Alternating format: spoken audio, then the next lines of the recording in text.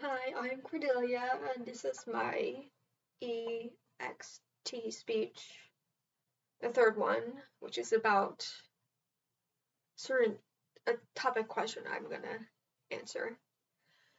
So, to start with, I bet we all have noticed the prices going up. That's either from groceries to car prices to furniture and housing prices. People struggling to pay rent on time because it's too high, and people not wanting to have kids or babies because now the prices of having one are going way too high, from like baby formula to baby clothes and diapers and food. um because they because right now it's so hard to like afford to have a kid. um that what's going on in the US right now, yet no one wants to admit it. Prices going up, and it's becoming impossible to afford anything right now. Like people not wanting, with healthcare prices going up, that's becoming a serious, ridiculous problem. Um, but so my question is the foundation of the U.S. economy weakening? Well, short answer, yes, it is.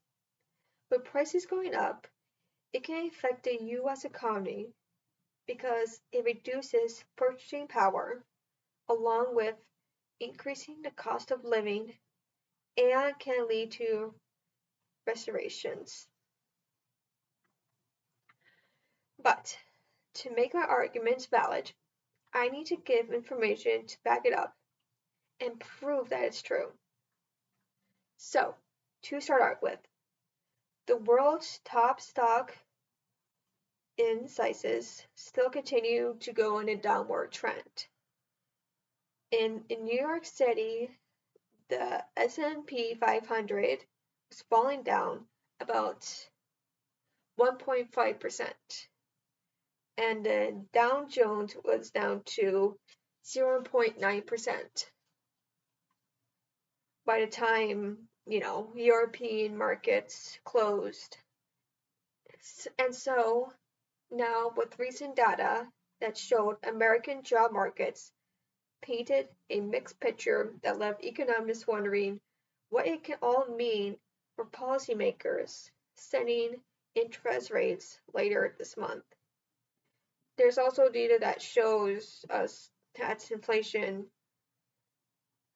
rates rose to at least 3.5% around March, which of course is not that too far away, um, which then surpassed expectations and marked the second increase in a row.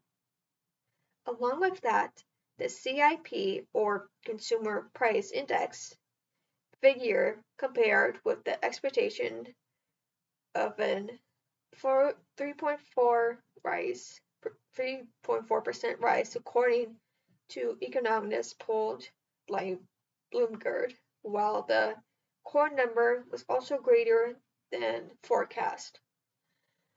So, along with that, future traders drastically began to lower rate cuts exponentially, with the concept of data that shows inflation rising and lowering rate cuts.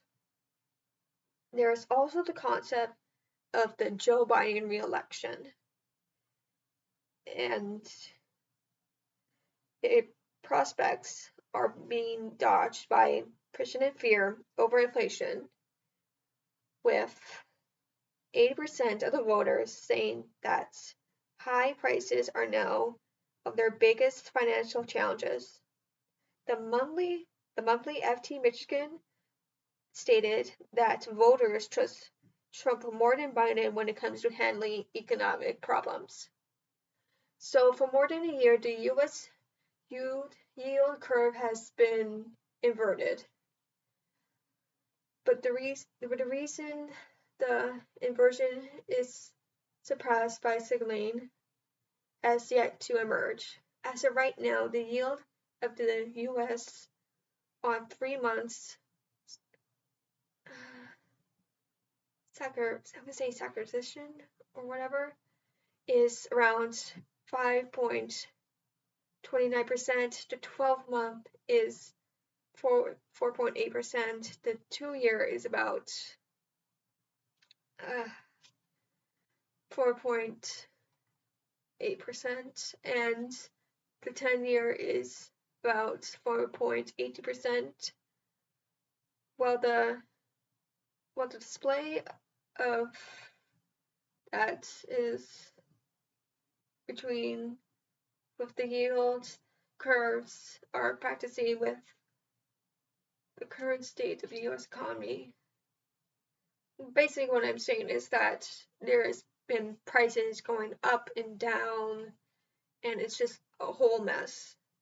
So somewhere around between like March 2022, the Fed has raised